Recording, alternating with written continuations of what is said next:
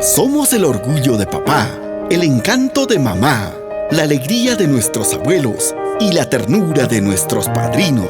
Los padres: Edwin Cunyas Barja, Erlinda Palomino Lozano. Los padrinos: David Lozano Camayo y Ruth Gaspar Nieto. Invitan a usted y familia al bautizo de sus queridas hijas, Aralín y Alisa Cunyas Palomino, a desarrollarse este sábado 17 de septiembre. La misa será en Lockmont, Colorado, a las 10 de la mañana. Luego sírvase acompañar a Fort Lapton, Colorado, 80621, porque estará amenizado gracias a los padrinos del bautizo con la orquesta Los Internacionales Catedráticos de América.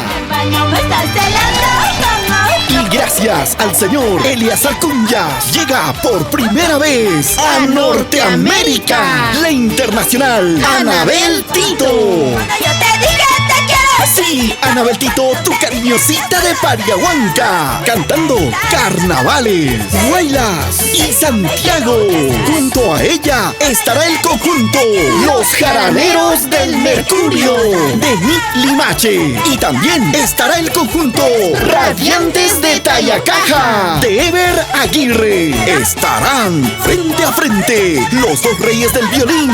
Y también estará el arpa de Elmer de la Cruz. Esta es la última noche. Y gracias a Rosalía Castillón llega la internacional Ruth Maribel Inga y su marco musical.